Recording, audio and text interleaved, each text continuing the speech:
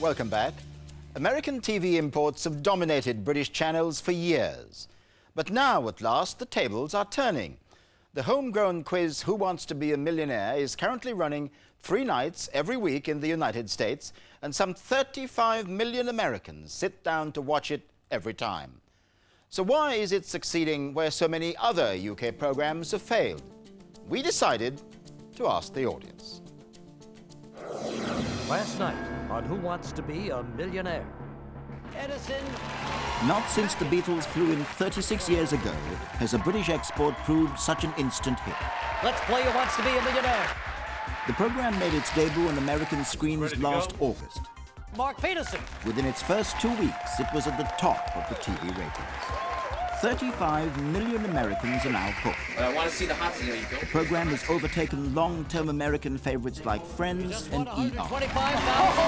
The man responsible for bringing it to America is a former Hollywood executive. But just like the show, he's from Britain.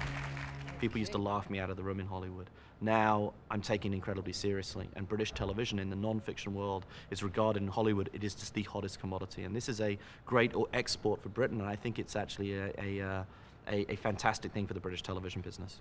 Final answer? Final answer.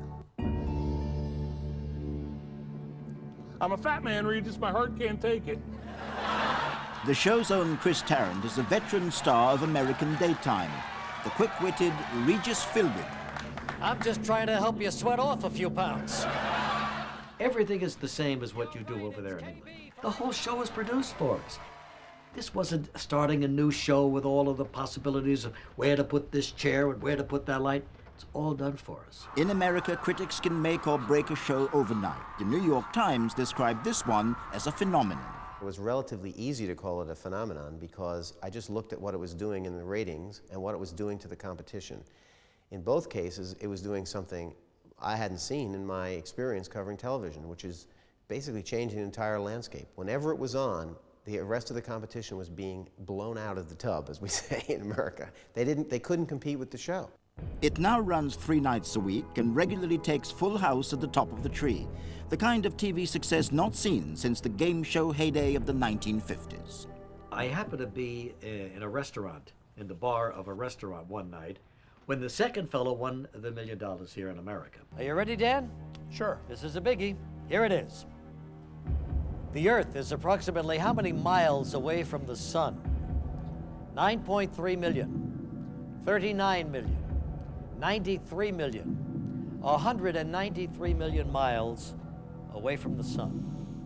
And it was very, very interesting because as the game progressed, the busboys stopped waiting on tables, the waiters came, customers who were coming in and out of this restaurant bar stopped cold right there, and everybody was fixed on the TV set. And I hadn't seen that in years. I'm pretty sure it's 93, so I'm gonna make that my final answer. Guts ball, my friend. Take a Guts shot. ball all the way. Let me repeat this. Is this your final answer? This is my final answer. You just won $1 million!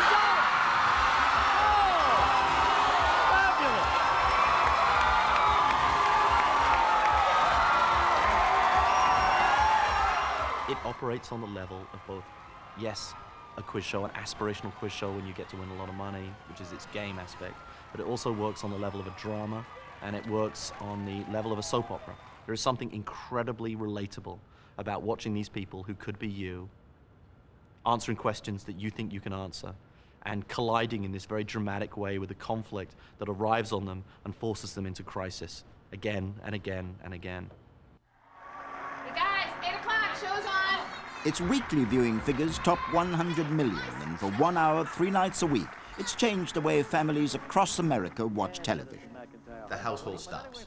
You know, we like to kind of match our skills up and our match wits and yell and scream and laugh. It's like no other show we've watched.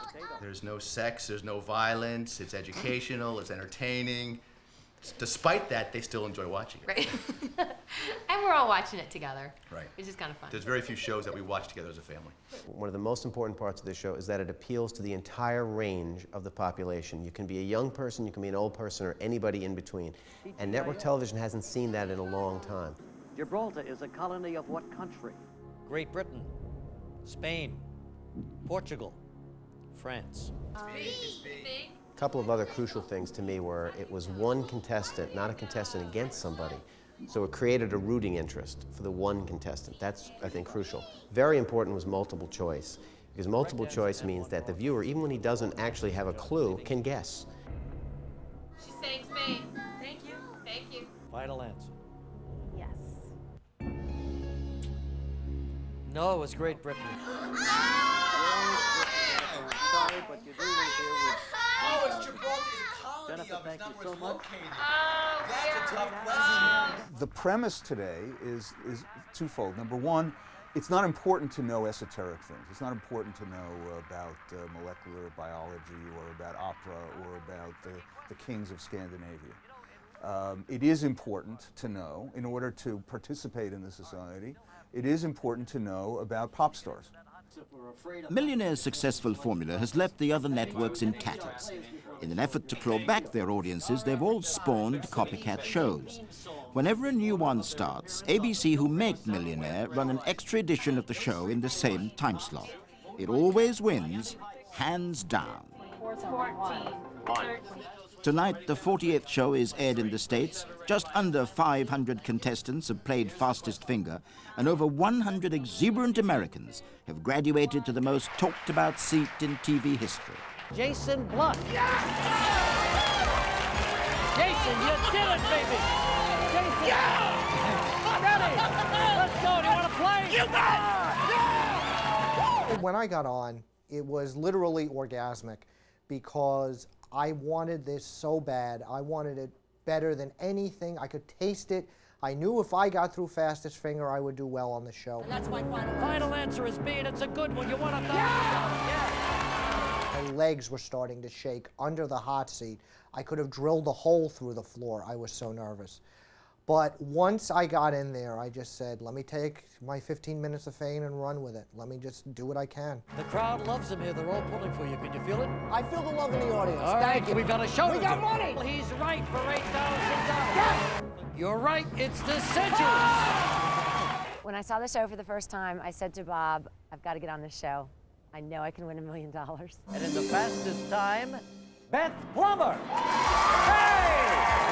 Congratulations! I thought I was going to wet my pants. When they called my name, I swear, I asked them if they had Depends undergarments because I was going to wet my pants.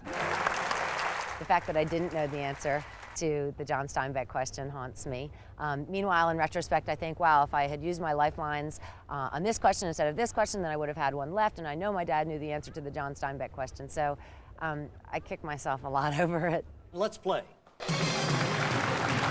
I was in disbelief because I didn't think that, at that time, I didn't even think that I was going to get a chance to get up there, that they were going to do another fastest finger question, because that was the third one that night. This is what it looks like, but you know what they say, don't you? The taxes will kill you. But anyway. And also in rehearsal, I was just screwing up left and right, and I was just miserable, and I was convinced I was just going to go home and all my friends are going to make fun of me. So if you're ready, let's go for the $1 million. Well, it was going to be a great moment in TV history one way or another. Either I win the money or I fall flat on my face. It's the most embarrassing moment in television history. I'd like to call my parents right now. Sure. Use my lifeline, call my parents. They asked for a lifeline, finally. Went through the whole game without a lifeline. And then asked for one, we gave it to him, phoned a friend, called my father. And I just figured that was my moment to do something to show, people work for the government, can have a sense of humor. Hello? Hello, Tom. Yes. Hi, Regis Philbin here from Who Wants to Be a Millionaire. Hi. We've got your son, John, with us right now. He's doing pretty well. Good. He's won $500,000. Wow. And he's going for $1 million. And he needs your help to get there. Okay. So, he's going to come on the line, read a question, 4 possible answers. One of them is the right answer. And the next voice you hear will be John's. John, you've got 30 seconds. Starts right now. Hi, Dad. Hi. I don't really need your help. I just wanted to let you know that I'm going to win the $1 million.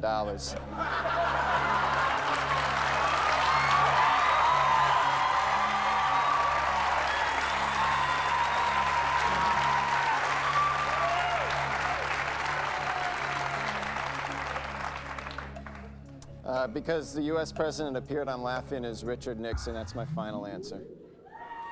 Well, my gosh. What can I say except, Debbie, you're going to Paris, so this is the final answer heard all around the world. He's won $1 million. Debbie, come on down. I was sort of numb. I mean, it was just sort of like a combination of numb and just a lot of relief. I think I would have liked it a little better if it was something I wasn't, completely sure of and I got right. I probably would have gone running around going woo-hoo or something. In America, celebrity is something that people seem to acquire simply by being on television. People are made celebrities by the mass media culture that we have. Since this show is a phenomenon and is getting so much coverage in the rest of the media, the people who are successful on it are themselves becoming celebrities. The first time it sunk in that I was going to be, a celebrity or however you want to call it, my 15 minutes or whatever, was when I got the phone call the next day after it was aired, asking if I wanted to be on do Saturday Night Live. Originally, I was going to say no. I just want to go back to my comfortable life. I don't really want to be rich and famous.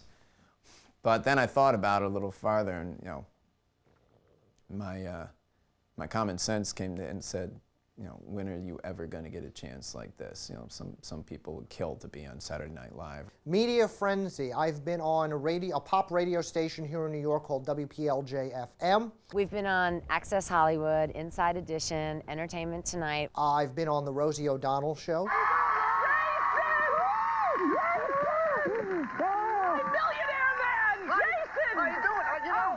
I heard you kind of like asked for me to be here. I did. I love you. Thank you. I saw you on The Millionaire, and I want to say the hair looks better off. David Letterman Show. John Carpenter. John, come on. Good Morning America, live with Regis and Kathy Lee, where they gave me the actual check. $1 million, John Carpenter. Congratulations. A lot of radio shows have called for us to be on. They've actually asked if I would take callers, like I'm some expert at something, I don't know what. I'm getting recognized in supermarkets, stores, on the street, everywhere, and getting high fives. I got emails from around the world. I think the greatest thing is that they all say, my whole family was watching this, my kids were all cheering you on. Warhol was wrong that everyone would be famous for 15 minutes. He I think, outlasted his 15 minutes. But he was on to something important about what people crave. They want the stardust to rub off on them, and there's a lot of it going around. I'm wringing out every drop of my 15 minutes of fame that I can. Ron Anderson manning the WCBS weather. Actually, I won $64,000, and the money's all gone. I sent my parents on a cruise because my dad was one of my lifelines. We're going on a cruise. We did a few things around the house, and we bought a 61-inch TV, which we have to watch practically from the backyard because it's so big. I'm getting my boobs done. Exclusive to Britain, I'm getting my boobs done. After I pay the taxes, I'll probably have about $650,000 or so left, $650,000. And so far, I've only bought really 3 things. I bought a new car. I bought a year 2000 BMW 528i with a Sport Premium package with, I think, the best invention ever, which is the heated front seats. I love that. I've paid off my school loans. I've gotten my father a new set of tires. A top of the line cellular phone. I gotten myself a Sega Dreamcast. And a digital camera so we can take pictures of Fenway. The interesting thing about Millionaire to me is I think the debate about the $1 million or the £1 million isn't really important. You know, Millionaire works at the £2,000 or dollar level, the £4,000 or dollar level. You know, we've had 2 contestants lose at the $100 level, and it was fantastic television. Sad, difficult to watch, but still sort of captured the imagination of a country. C. Lamas, final answer? That's my answer. Final answer. Robbie, I'm sorry. It was elephants. Robbie is gone before he's here. Take those lucky shorts off and burn them. The show has captured the hearts of the nation, but critics are already asking the audience just how long will they keep it at #1. At this point, I don't think there's an easy prediction. I certainly think it'll work throughout the rest of this season. I think initially next season it will be equally strong. I think probably at that point there's going to be a backlash. The press will start to turn on it before the viewers do, and the press will start to say they're sick of the show. That will be the test for it. If it can survive the backlash, and there will be a backlash. The ratings are bigger than ever. So I don't think it can get much bigger. I just hope it doesn't fall off as everything in television eventually does. But right now we're enjoying a terrific ride. Couldn't be happier. We'll see you back here Sunday night. At what time? 9, 8 Central. That's it. You're bet. Stay tuned now for 2020 Downtown here on ABC. From New York, everybody. Good night. The never-ending success of Who Wants to Be a Millionaire.